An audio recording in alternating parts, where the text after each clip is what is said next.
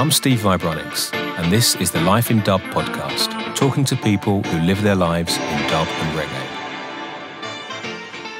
Episode number 16. Welcome to the 16th Life in Dub podcast. I hope everyone is well out there and surviving okay. Thanks for taking the time to listen. Remember that if you have any suggestions or comments, you can always email me at vibronics@gmail.com, and you can visit the podcast website lifeindub.com, where you can listen back to any of the older episodes. Don't forget to tell people about Life in Dub and to help spread the word. This week, I want to talk about bass lines, and more specifically, the way they can be timeless, lasting generation after generation. I talked a while back about how roots reggae is pretty timeless stuff. Well, the music foundation, the bass line of each roots reggae tune, has this amazing ability to still sound relevant and fresh years and years after it was first played. Right now, I'm getting ready to re-release some old Vibronics productions, and one of the bass lines on one of the tracks is now 25 years old. That's older than many younger dub fans and some Life in Dub podcast listeners. Now, as well as being a sign of me getting really old, to me it's amazing that a good bass line is so timeless. It makes me think of some of my favourite bass lines. Tunes like Declaration of Rights and Drum Song were all written before I was even born, not to mention composed on a Caribbean island thousands of miles away from the UK. Yet they still, to me at least, sound totally fresh, vital, relevant. They could have been made up last week. And when I see young selectors playing these kind of tunes with bass lines that are now more than 50 years old, I find it amazing how the simplicity of a classic bass line can just last so long and can be such an enduring force. So I say, power to those frequencies and long live the mighty bass line. This week, my guest is Steve Jah Warrior. This was a transatlantic hookup with Steve over the ocean in the USA and me in the Dub Cupboard studio here in Leicester. Jah Warrior will be known to many for the classic releases, working with legends like Prince Allah, Horace, but Jah Warrior was active long before these records came out.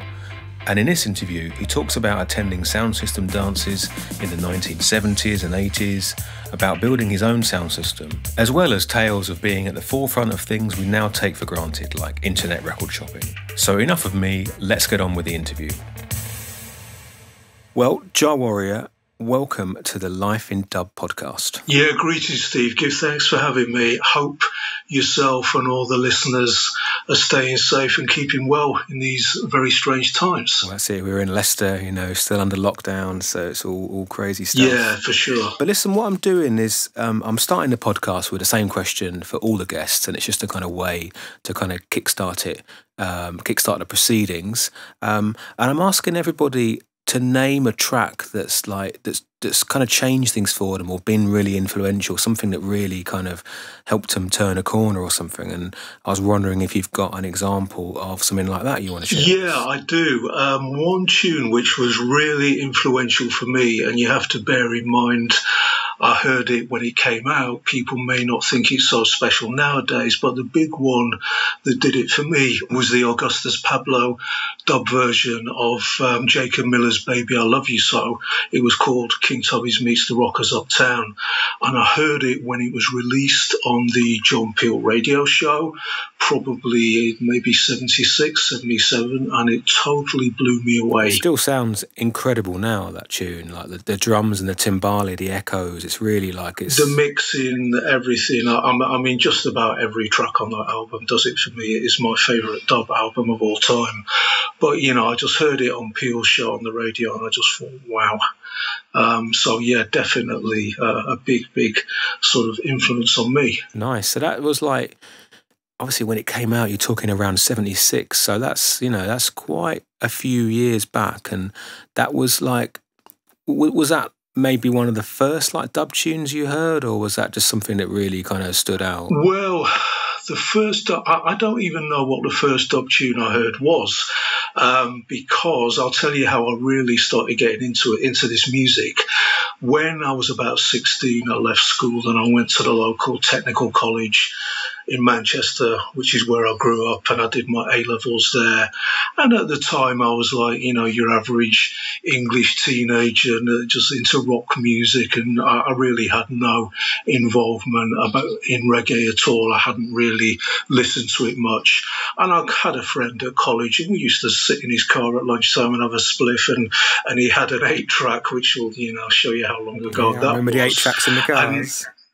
Yeah, and he had, it was a Bob Marley album, which I know sounds a bit of a cliche now, but at the time, Bob Marley was a big thing and wasn't really as mainstream as he has become now. And it may have been the Natty Dread album, and we just used to play it in the car, and I just thought, this is a bit different, a bit different from Pink Floyd and Deep Purple and, Jimi Hendrix and the rest of the kind of stuff which I used to listen to in those days. So that just kind of set me having a little bit of interest in reggae. And then I think the first record I ever bought, Virgin Records label, they had this series called The Frontline, and they did like this sampler album. Yeah, and the first Frontline sampler, I think it was really cheap, like 50 pence, 60 pence, something like that. And I didn't necessarily like every track that was on the album, but, it was a good introduction. The thing that really kind of changed me was I used to be into punk quite a bit at one time. It was all happening around that time, wasn't it? Yeah, oh, yeah, absolutely. And there was like a kind of alliance between punks and reggae artists, the old cliches like Punky Reggae Party, and you had Mikey Dread working with The Clash. And I used to go to a lot of gigs in Manchester organised by Rock Against Racism. Rock Against Racism was an anti-racism organisation which existed to try and oppose the National Front. Now, for people who don't know what the National Front was, it was a racist far-right political party which was quite active in the UK at the time. And, they used to go into black areas and Asian areas in London and around the country, and they'd march and they'd cause trouble. And I went to a big open-air Rock Against Racism gig in a park in Manchester. I can't remember who the artists were. It may have been the Buzzcocks, it may have been Steel Pulse, it may have been the Cimarrons. I forget who the artists were, but it was about, I reckon it was about 1975. And I went for a walk round the back of the park, and there was a sound system there. Now, that was the first time that I'd ever heard. This is in Manchester still? Yeah. This is it was in a park in Moss Side. I can't remember what the name of the park was, but yeah, it was in Moss Side, which is one of the black areas of Manchester. And as I say, at the back of the park, with this Rock Against Racism gig going on, which was really well populated, there was a sound system all on its own. There was nobody there. There was nobody hanging out, nobody taking any interest in it, really. And there was about, maybe 10, 15 black guys running the sound. And I just stood there for about half an hour watching to them and listening to them. And I've no idea to this day what the sound was called. I've no idea what any of the, of the music was that they were playing. But I just thought, wow, this is so different. And, the way it sounded. Do you remember how it sounded? I mean, what kind of impression it left on you? It was really, really heavy. And, the way that obviously we know that nowadays that sound systems present music, the bass, the mid and the tops, separating everything, having pure bass lines, dropping the bass in after a few bars of the intro, DJs emceeing on the mic, the echo chambers, the sound effects, etc. I've never heard anything like it in my life, and I just thought, wow. That's for sure. So you're hearing this like sound system and at this event in Manchester, which I presume has got like reggae bands playing alongside kind of punk bands and rock bands and things. And then, so how did you kind of delve deeper into it? What sort of journey did you take? Well, I started going to some sound systems in Manchester and other places in the country as well. I mean, I've lived in quite a few different places in the UK. I lived in Newcastle for a while. I lived in Derby for a while when I was at college. I lived in Nottingham for a while. while. Spent most of my life in London, but when I was in Nottingham, all places with I used reggae kind of culture as well. All those cities, even Derby. Yeah, Derby had its own scene. There were about 3 or 4 quite good sounds, and actually Derby, funnily enough, was really kind of quite influential on my musical development. There was one particular sound in Derby called Enforcer, who were really good, pretty heavy, and they had their own record shop, which I think was called Black Star Records. It was in Normanton, which is one of the black areas of Derby, or at least it was when I lived there anyway, going back to the early 80s.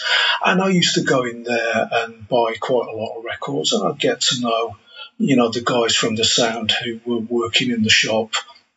I'd go in there on a regular basis, and they would see me come to the sound in Derby when they played out, and then they started saying to me, look, next week we're playing in Handsworth in Birmingham with Quaker City and Sir Coxon. We're running a coach, you're welcome to come with us if you want to.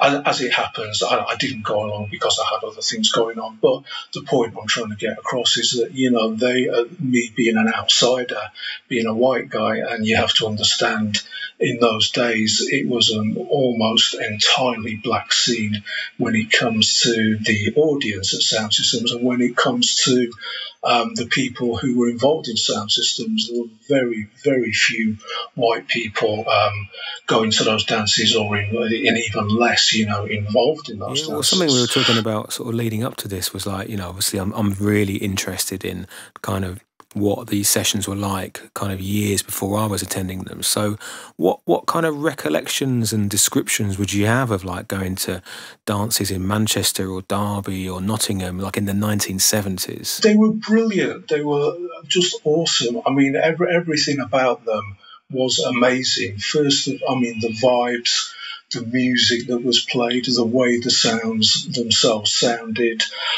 I mean, from about probably 77, 78, actually probably 78 is when I really started going to sounds regularly in the Midlands. And I used to hear a lot of the big sounds like Sir Coxon and Jah Tubbies at the time, and Frontline, Fat Man, a lot of the big ones from Birmingham like Studio City, Jungle Man, Quaker City. And, they were all brilliant. Every tune which they played was like mind-blowing. The sound quality was incredible. A lot of the time you would just be left gasping for breath by the bass line because it was so intense. In these times, people weren't used to hearing that kind of, but you couldn't really get it anywhere else. So it must have been extra special. Yeah, absolutely. I mean, there was, as we know, looking with the benefit of hindsight now, the influence of reggae and dub techniques has permeated into a lot of other different genres of music, but back then it hadn't. And there wasn't any music around that time that was driven by bass so much as well. It's like not at all. And also, I think a lot of people. I think there was a tendency from some people who didn't really know anything about reggae and they were into rock music, and I think there was a tendency for quite a lot of people to look down their nose at reggae and think, oh, it's not proper music. It's the musicianship isn't very good. It's pretty limited and it's pretty raw. But really, if you look at the great musicians in Jamaica, and most of the music in Jamaica, it was made by a pool of like 20, 30 musicians who, either they formed a Studio One band, or if they played for Joe Gibbs, they were the Professionals. If they played at Channel One, they were the Revolutionaries. If they played for Bunny Lee, they were the Aggravators. And they were all absolutely brilliant, highly gifted, highly talented musicians who could hold their own with anyone. And I think if you analyse reggae technically as a music, it's really, really complex. It's not simple at all. So I think people who had that attitude, just did not understand what was going on and what it was all about. What was it like for you, obviously, as a white guy going? Because when I started going to dances in Leicester, there were some white people in the dances, but there was still predominantly black music venues, black music promoters, black music sessions, very much. So, but obviously going back like in the 70s, then I wonder what it was like for you going to these sessions? I mean, I have never had any problems ever going into a dance. So I've never had any problems with black people. You know, I don't judge people based on their colour or their nationality or their religion. I accept everyone as a human being.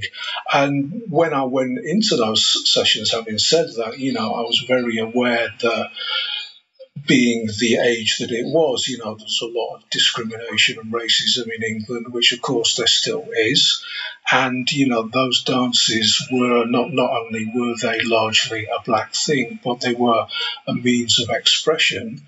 And or you could almost say like in, you know, a safety valve for a lot of the black youth at the time, because, you know, they were going through a lot of discrimination in England. So going to those dances was like a way for them to get away from, you know, English society, white society, however you want to term it, and, you know, be amongst themselves and be able to express what was going on, you know, not only with the Rasta part of it, but also just, you know, what it was like for black people in the UK at the time. So having said that, you know, I was just very humble, and I would go in my corner and keep myself to myself and be aware that, you know, I was an outsider and I needed to just be respectful of that. And are there any sessions that you particularly remember, or any sounds you particularly remember kind of leaving an impression on you?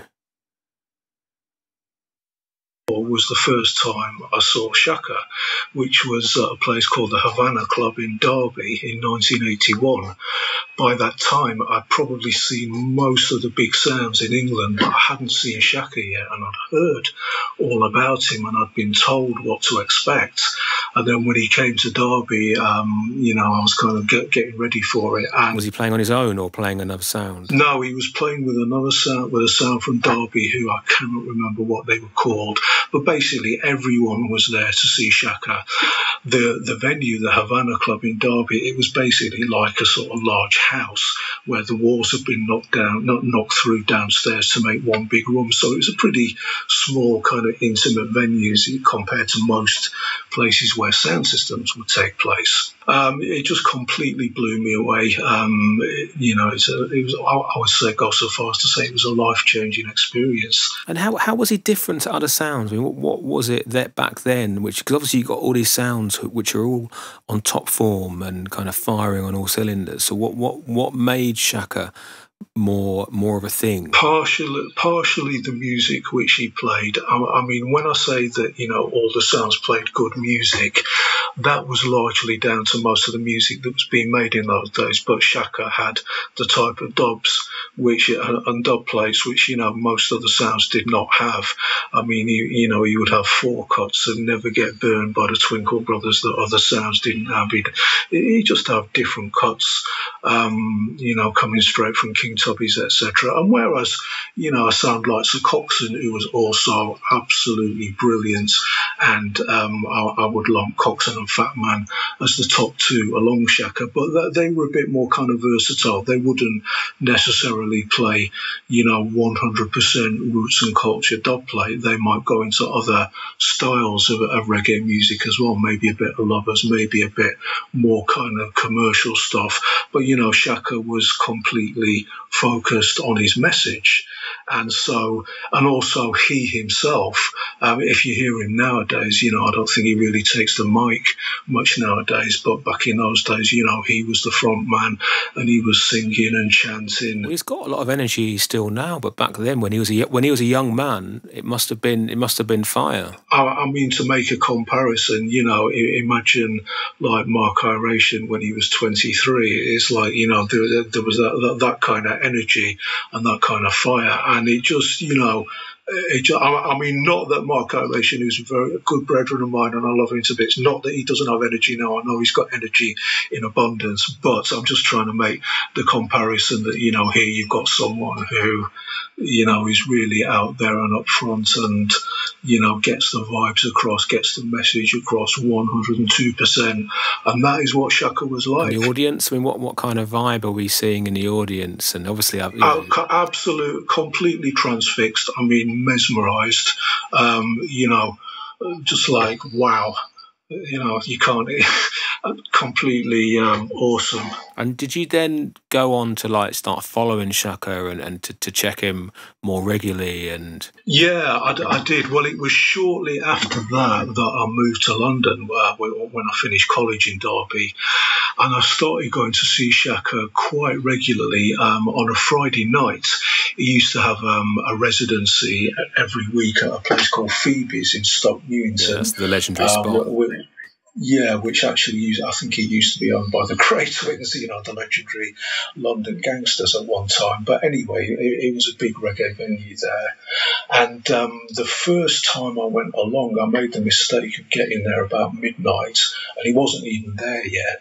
In those days, one thing you used to get sounds quite often playing two sessions in the same night. They do like an early session at somewhere like a youth club, say from about 7 in the evening, and they'd finish about 11, and then they'd string the sound down, and then they'd get to whatever the other venue was, and play there from like 1, 2 in the morning till whenever he finished, 7 in the morning, 10 in the morning, 2 o'clock in the afternoon. Crazy, because in those days you weren't getting sessions outside of like reggae music and maybe soul music and stuff that were going on all night. It's kind of, the world wasn't really like that so much then. Yeah, exactly, and it was a law unto itself.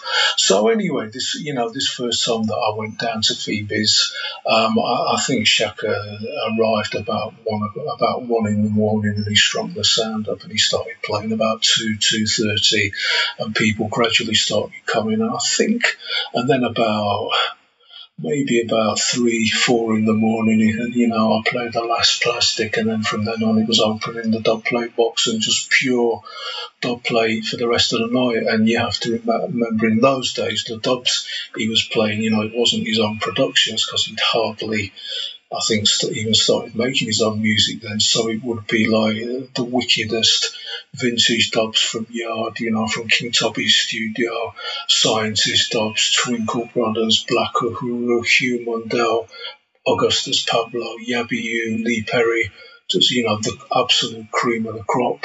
That's it. It's just like a different world to today, isn't it? Because like when you've got that music fresh as well, it's like the Roots Radix producing like their best music, and a Black Uhuru kind of approaching the top of their game and stuff. It's kind of, and that music's all fresh and new. It must have been really crazy days. And another thing I would say about that era, not really with Shaka, but with a lot of other sounds. I mean, it was very, very competitive. I mean, you'd see a flyer and it'd be worded like a boxing match, even though, supposedly that it was peace, love and unity in the dance, the reality was that, a lot of the sounds came there to knock each other out. I mean, not in an aggressive sense, not in a violent way, anything like that. It was kind of good-natured, but, everyone was out to prove themselves. And I mean, with all due respect, most of the new sounds coming out nowadays in the UK, in Europe, around the world, they just wouldn't have lasted in that kind of arena. They wouldn't have had what it takes, to keep up and, stand firm and hold their own, in my opinion. Yeah, well, they're like serious sound systems then. And you were obviously, you're someone who has a lot of knowledge of the music, and you started to collect it, I guess, and collect it seriously, I'm guessing. Did you do that? Yeah, absolutely. I did that for years, and I mean, wherever I was living, whether it was in, there were a couple of little reggae shops in Nottingham. There was the one in Derby I told you about. There was some in Manchester. When I moved down to London, I used to go to places like Daddy Cool's, Dub Vendor, various other places. When I used to go years ago, there were dozens, but back then there must have been like hundreds of shops, I guess. Well, not hundreds, but really a lot.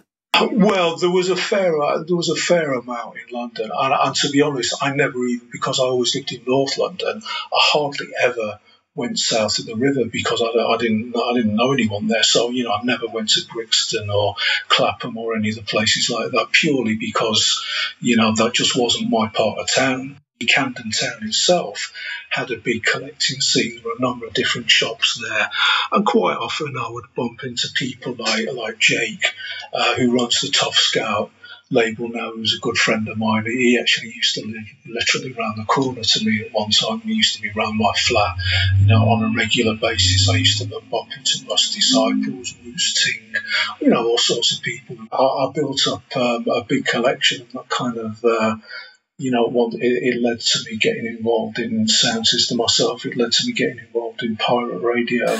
And then you started to kind of get involved in it. You just mentioned some pirate radio, and obviously the sound system is a big thing as well. So when did you start to kind of, to obviously you've been going to sessions and buying music and stuff, but to kind of, to get involved in it? One thing which I also did, I did photography at college, and I never really made a career of it. But, I used to do photography from time to time, which I still do now and again. And I also did writing. I mean, the only thing I was ever any good at school was like English and art. I was never going to be a scientist, and I was never going to be a mathematician or work in an office or anything like that. I was always kind of quite artistic and creative. So I used to do some freelance writing, sometimes on my own, sometimes with a friend of mine called John Hind as well. And we used to write for various magazines and newspapers.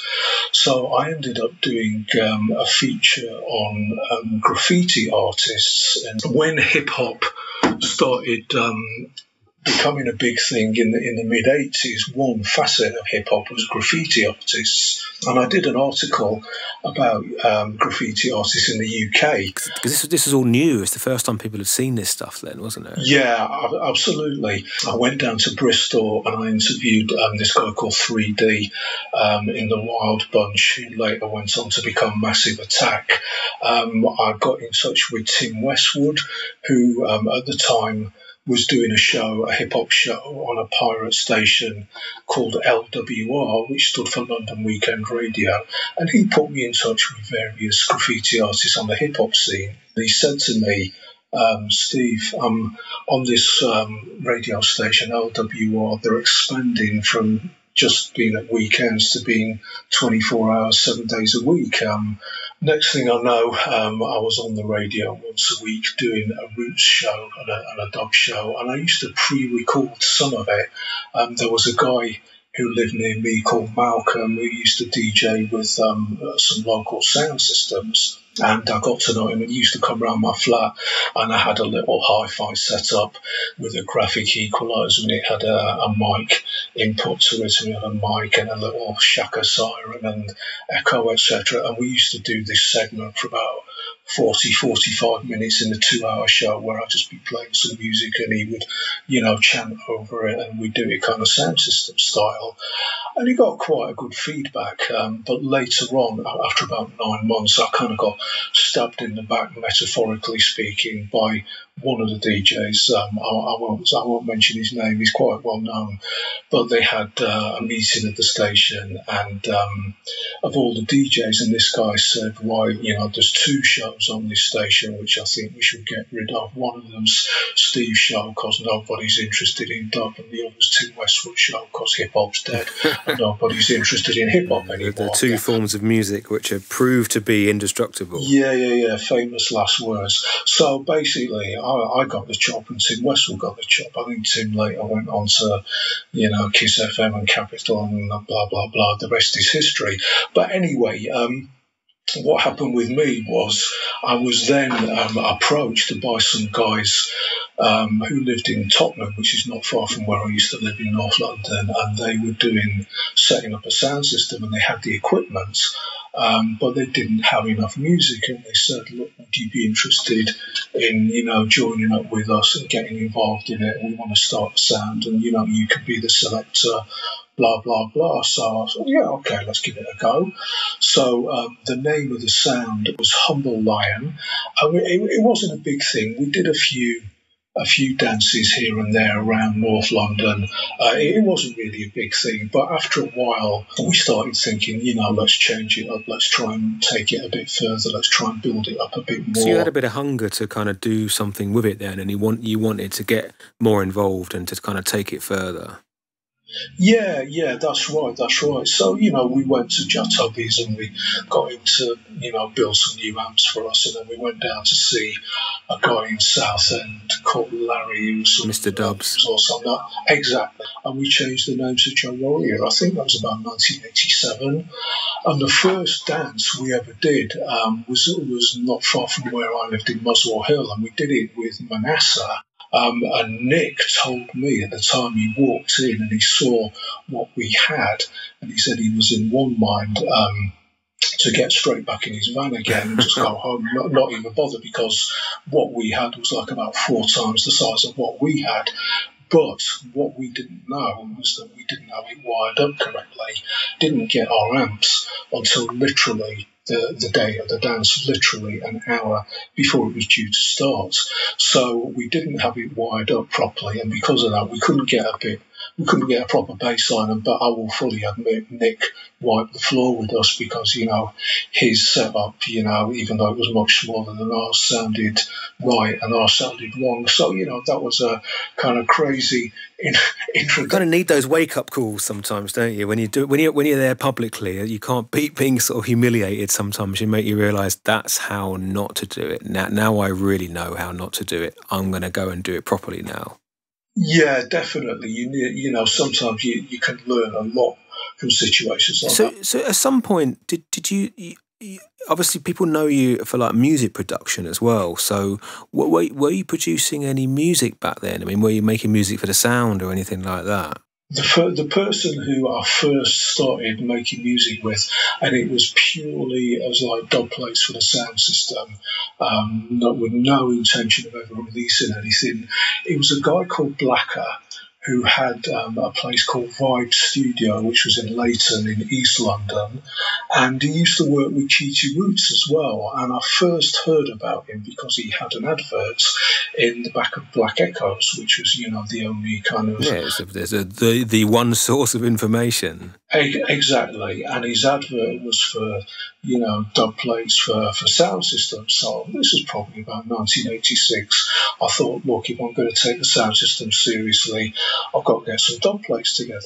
So we went down. He said, come down really early on a Sunday morning, about 8 o'clock on a Sunday morning. That was the only time we could do it because, we were all working different day jobs at the time. So that's the first time he introduced me to Keaty Roots. And, Keaty was a great guy, and I'm still in touch with him nowadays. Yeah, Keaty's a legend. First guest on this very podcast.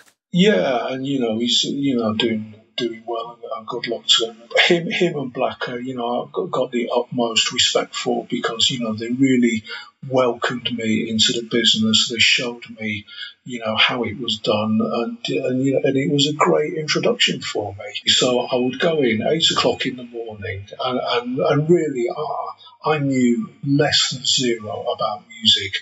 I had no idea about the recording process, and all that happened was I would go in and I would hum a bass line. So then when I'd go, can you, I'd like to build a tune, bass line. Sometimes that's all you need. Yeah, exactly. I had no intention to release anything. It was just, exclusive tunes for myself.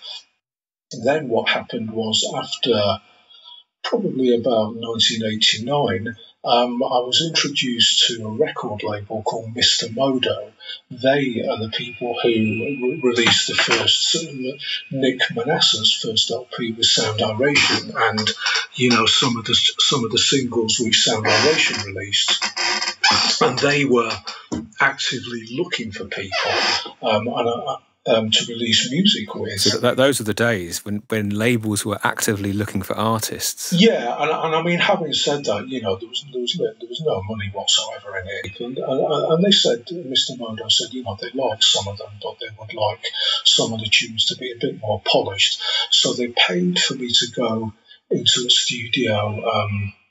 I can't remember. It was somewhere. I can't remember what it was called. It was somewhere in South London, and it was quite. It was a little kind of indie professional studio, but it wasn't a reggae studio. And the engineer there, he didn't understand how to mix dub and how to do it's a specialised thing. Dub techniques. And I mean, my knowledge was very, very basic then, but I knew that he wasn't doing it right, so I had to kind of, try and take over myself. And I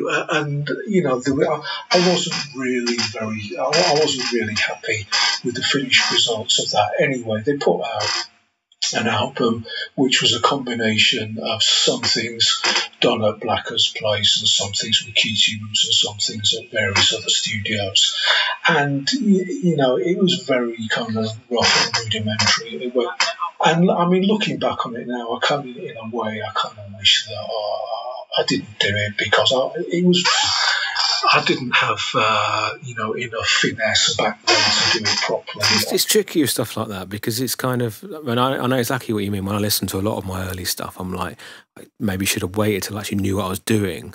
But at the same time, if you wait, I see a lot of people waiting and never doing anything. So there's something to be said for just going out there and doing it, even if it's not as good as it could be, because it can force you into kind of progressing, I think. That is true. Yeah, because I'm guessing at some point a certain Mr. Wardrop got involved in it all. Yeah, absolutely.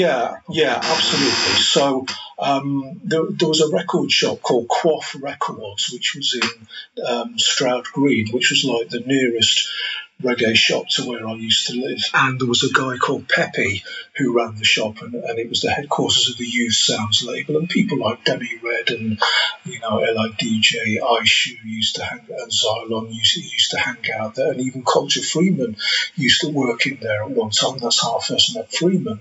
And I heard the first Conscious Sounds release with, I think it was called Stepping Time by Sentry. I didn't know who was behind it. I'd never heard of Dougie.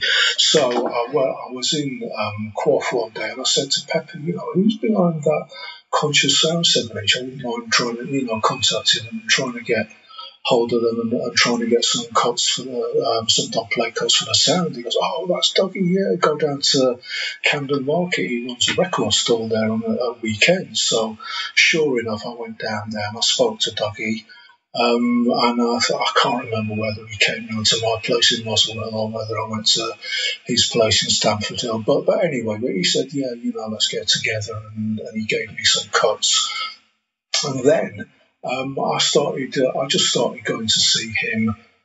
He had a little studio in the beginning. I think it was Nick Manasseh's old studio. Yeah, I think he told me in the interview that he'd got some stuff off a very basic kind of 4-track cassette setup.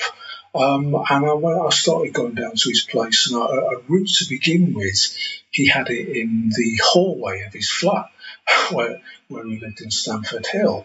And it was all very basic, but it was good enough to for our purposes. And he was starting to release things, and then he kind of improved the studio a bit, and he took it up into his loft in the flat, and he got I think it was an 8-track board, and things were starting to sound better. And then it moved on again for a while. He had it in Camden Town. It was a flat above a shop on Camden High Street where this guy called Nigel, who was the guitar player in Sentry, lived, and had the studio there for a while, and I did a few tunes there, and then it moved down to Dalston, and then it moved to Homerton. So I am probably one of the few people who was actually recorded at every single incarnation of Conscious Sounds. Anyway, to get back to meeting Dougie, it was a really good experience, and he was really, really helpful to me. And I have to big him up for that. For sure. And then I never really intended doing anything with the music other than making dub plates for the sound. And then one day he said to me, "Look, Steve, you're not playing out that much. You're making all this music. Why don't you start? Why don't you think about releasing stuff?" Now, I'd never ever thought about releasing music. I've never had any intention of starting a record label. But that was the time when Dougie was starting out. Ross Disciples was had his own label going. People like Alpha. Well, I think sometimes they can seem like things other people do. Our record labels are these special things that other people who are destined to have record labels set up. But it really is simple as you've made some music. you just go and get it pressed and get it out there. But sometimes it takes people like Dougie or whoever's got the experience to say, look, get this stuff out. I think people will like it. Yeah, absolutely. And I mean, at the time, I didn't know what to do. I didn't know where to go, etc. But, he took me down to SRD, who were the main distributor that, got most of the UK roots labels into the shops in those days. And, I found out, how to get the music mastered and, where to take it to get it pressed, etc., where to go to get labels done. And as I say, it was all Dougie who helped me with that. So, respect to him for doing that, because without him, I probably may never even have gone on the path which I did go on. Because that path was a very kind of, sort of, you did a lot of work with Dougie, and you started off releasing some sevens, but then you went on to doing albums and working with artists and some big name artists, and it seemed to really be, it's a really successful thing, and that they're really highly sort of praised tracks to this day. I think it was obviously got a golden time. Yeah, I mean, I kind of, as time progressed, I'm the sort of person who, when I get into something which I enjoy, I like to sort of give it my all and, try and do my best. I mean, I may not always succeed, but I try and do my best and give it my all. I had to go from running the label from the spare bedroom in the house to, getting a little office and then getting a bigger office after that, because I outgrew the smaller office, and then getting an even bigger one, and then finally it turned out to be like a mini kind of warehouse. And, having at one stage, I had a little kind of very, very small scale kind of what I'd call a notebook studio in my loft in the house. And I used to kind of work on ideas for tracks and then take it to Dougie's to finish them off. But moving on to how I got involved with working with more well-known artists, I used to be a member of an organisation called RAW, RAW, which stands for Reggae Ambassadors Worldwide. That was like a web thing. I remember that. Yeah, it was like the very early days of the internet, like maybe 1997, 1998. RAW was like a kind of international reggae networking organisation, and I just joined it because I thought, maybe it might be an opportunity to meet some other people and, make some links, etc. Most of the members of RAW were in America, but there were different ones, dotted in a few countries around the world. So one day, I was in my little office and I got an email from Peter Brogg's manager, who was also a member of RAW, and she said, I just wanted to get in touch because I know you're in London and Peter's in London at the moment. He's there to do a show, and I wonder if you'd be interested in meeting with him and maybe, doing some recording with him. So I thought, yeah, that sounds great. And my initial idea was to do a version of Jah Golden Throne. Of course, yes, one of the classics. Yeah, which, for me was like, one of his best known tunes, and, Shaka used to play it regularly, and I had it myself and loved it. He actually did 3 tunes for me on the day when he came to the studio to do Jah Golden Throne, when I was only expecting 1. And then we ended up doing a full album as well. What happened from there was he was doing a live stage show with Prince Allah at a place called the Selby Centre in Tottenham. And I went down to the show and I wanted to meet Prince Allah as well, and Peter was going to try and introduce me to Prince Allah. All that happened on that night was I got Prince Allah's phone number and I rang him up, and to cut a long story short, it was really difficult getting together with Prince Allah, not because he didn't want to meet up with me, but because he was just in a situation with some people in London who wanted to keep him to themselves, and they didn't want to let him, go out and meet with other people. Yeah, they can be complicated, these kind of political things. Exactly. So eventually, it took a long time, I don't know, maybe 2 months, maybe even 3 months, but eventually I got a phone call from someone who was, a friend of ours one day. Said, right, Steve, we sorted it. He's ready to work. When can we come down and talk to you? He came down to the studio, and I mean, Prince Allah is like one of the nicest guys you could ever hope to meet. I mean, such a great artist. Yeah, such a genuine, cool, sincere brethren, a genuine mastermind with love in his heart. I love him to bits. I could never say a bad word about him, and it's hard for me to imagine anyone could say a bad word about him. It was the very early days of the internet. I think a lot of people in Jamaica weren't really aware of what was going on with the music, with the roots scene in the UK. Prince Allah told me this was only the second time he'd been to England. He'd only been once before, very, very briefly, in the 70s. And he didn't know, because of the situation of lack of communication, he just did not know what was going on with the music in the people UK. Were listening to his tunes and they were still being played, and Lot's Wife and Great Stone were still, become anthems.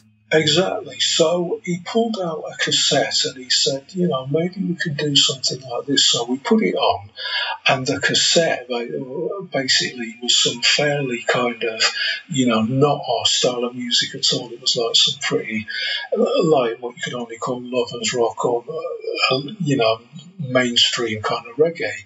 So me and Dougie just kind of looked at each other and we didn't say anything. And then we said to him, maybe, but, listen to this. What do you think of that? And we played him, one of our tunes. And his eyes lit up and he said, oh my God, I never thought anything like this was going on in England. So I think we voiced 2 tunes with him that day. And at the end of the day, he said, I never expected to see or hear anything like this in England. It reminds me. That's it, because without the internet and that sort of knowledge, you wouldn't expect there to be kind of like heavy dread tunes being made in England. You just kind of maybe think, oh, I'll do this watered down thing because maybe that's what the European audience want. Yeah, exactly. So, it was a real shock to him, but, I think a pleasant shock. And he actually said at the end of the day, he said, this reminds me of being back in King Tubby's studio. And, you can't get any bigger compliment than that. That's it. So, I ended up doing a full album with him and then, another album later on. And it's like once and the record label was like growing and getting bigger and, the European scene was starting to happen and emerge, and it was just kind of growing organically. Yeah, I remember it being, it seemed to, perceived to be like a successful thing, and all these great releases coming out, and when me and Richie Roots set up the Scoops label, it's like you're really helpful and knowledgeable, but just about how to do it in the same way when you started a label, it's kind of you have to learn the ropes, but it definitely seemed to be a successful thing, and just busy with all these like projects and artists and Yeah, that's right. And as I say, it's like an organic thing. It's like once you've worked with one artist, they might say, oh, I can introduce you to so-and-so. I mean, I did a couple of tunes with Horace 16, who was great as well. And Horace said, have you ever done anything with Alton Ellis? I can link you with Alton if you like. And at the time I was doing, I had quite a good distribution thing going in France with Patat Records, which is a shop and a label in Paris. And, Patat introduced me to Rod Taylor, and Rod Taylor introduced me to Winston Mokonoff, and, I think Winston Mokonoff introduced me to Horace Andy. And it just kind of grows and grows. And But it's interesting because like the labels, there's so much to talk about, and it's such a long history, but it's like kind of slightly moving on from there. One thing that I'm sort of quite interested, maybe because I'm a bit geeky or whatever, is like you setting up the reggae music store, because I think for people listening now, people of a certain age know what the whole journey's been in terms of buying records and buying them online. But back then, I mean, you set up one of the first ever kind of online reggae music retailers where you could listen to the music online and then you could order it and you'd get it sent to you, which at the time was quite a revolutionary thing. Yes, that is true. I mean, the internet changed everything, and people who have come into this music in the past 20 years, even 20 years ago, have to realise that when we were starting off in the mid 90s and in the late 90s, before that, all the kind of resources which are available to anyone at the click of a computer mouse, YouTube, being able to buy stuff online, etc. Just didn't exist then, and all the kind of mystery, which was in a way was kind of one of the beauties of discovering this music, because we didn't know how anything was made, we didn't know the history. All that has kind of been removed now, because you've got people in Europe making the same kind of filter that King Tubby used in his studio, and making really good sound system equipment and studio equipment, etc. So in those days, it was much more difficult to buy reggae. You had to really seek out that information. Yeah. And particularly if you were in, a small... I mean, there were plenty of places if you were in London or Birmingham or, one of the big cities with a large black population, where there was, a fair amount of reggae shops where you could go down and listen to vinyl and buy it. But, if you were in, some little out-of-the-way place, or if you were in some little town in France or Sweden or Italy, etc. Even in Leicester, I had to, get the bus down to London if I wanted to go serious record buying. Yeah, exactly. I mean, when I started out in Manchester, sometimes I used to just, I would hear something on John Peel's show which I liked, and there was no way you could get it in Manchester or Birmingham or Derby or wherever I was living at the time. So I would just go down to the post office, get a postal order, and send it off to Double Ender or Daddy Call's mail order, and hope that they still had a copy left in stock, enough copies left to send me one in the mail the next week. But yeah, so I just decided to, at the time, I'm not sure if I even had a website for the label. Maybe I had a very, very basic, very rudimentary one. And I think I tried to do a little mail order thing, just offering what little catalogue I had, which in those days probably amounted to just 2 or 3 singles, offering them for sale, mail order. I'd sell a tiny little quantity of them, but not many. And then somebody said to me, look, why don't, you're not going to get very far doing that. Why don't you try and do an online store? And I said, what do you mean? So they explained it to me. And my friend Colin Bird, who designed my first proper website, he actually did the online store for me. And it really kind of took off, and I didn't have many tunes on it at first, but I started seeing more and more people and getting stock from various people and various friends who had labels and selling it for them, and it just kind of exploded. And then I started building it up to be a bigger thing, and you didn't even need to do any promotion in those days, and the social media didn't even exist. That's right. So literally, or the only thing I did, I got a little mailing list of, people who bought from me in the past, and maybe once a month, maybe at the most twice a month, I would send out an email with whatever new titles I had to my mailing list, and people would just start buying. But people would sometimes start buying even before the mailing list. Sometimes within 10 minutes of me putting a new tune on the site, it would start selling. So people were out there actively looking. Yeah, there was a hunger to get the music because it was a long, slow process normally. Yeah, and all that has changed now, and kind of it's quite ironic that a lot of the people who started out as my customers, particularly in Europe, they started getting into the business themselves. First of all, they'd be a DJ, and then, they'd have their own sound system, and then maybe they'd start being a producer, and then they'd have their own record label. And some even went on to do their own online stores. And, the technology of the internet changed.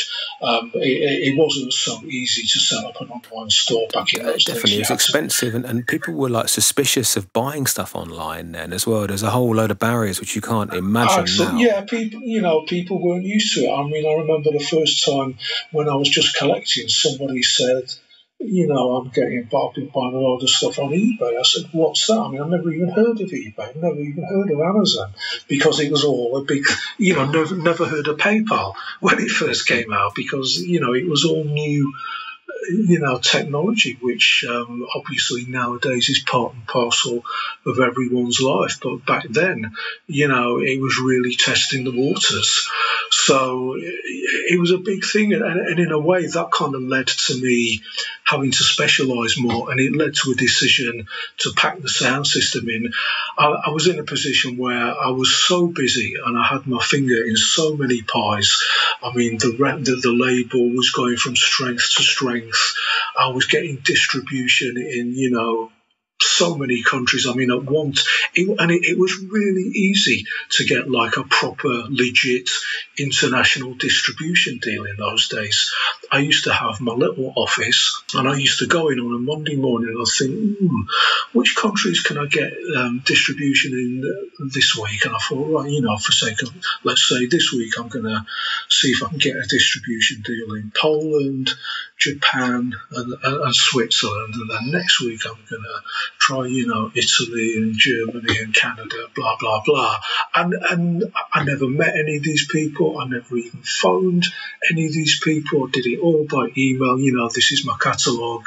I wonder if you'd be interested in distributing me in your country. And they didn't all work out, but, eventually I was in a situation where I had distribution for Jah Warrior in just about every country in the world where it's possible to get distribution for our genre of music. And that's a lot of work dealing with all those individually as well. I mean, my God, it was a lot of work. As you know, I started doing my own distribution for other labels as well, putting them through my accounts for with various distributors in various countries, even distributing scoops. Yeah, for sure. At one stage, and loads of other labels.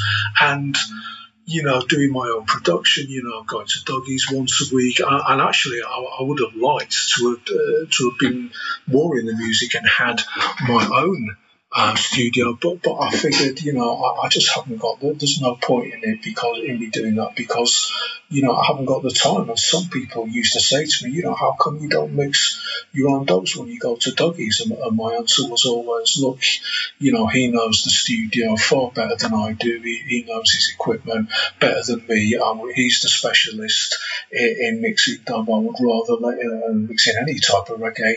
And you seem to bring out the best. So obviously, Dougie's always been busy, like producing and whatever. But when you two are working together, it's like there's definitely like the bar went higher. I think with quality and everything. Well, I think I've got my way.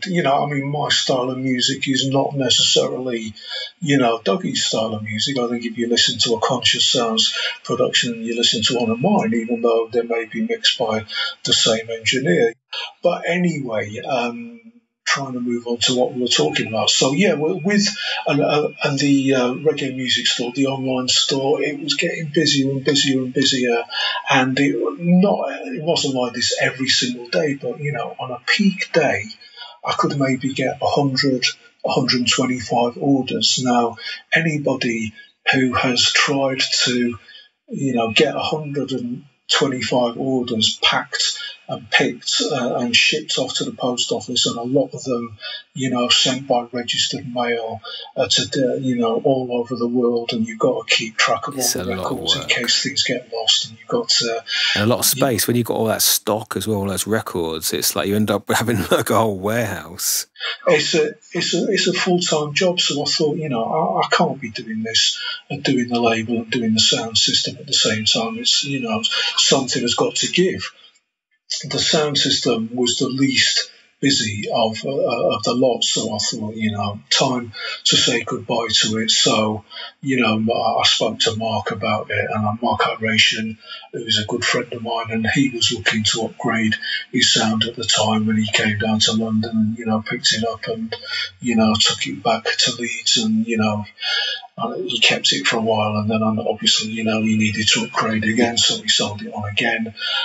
But, that is what happened. And, it was just, everything was just insanely busy.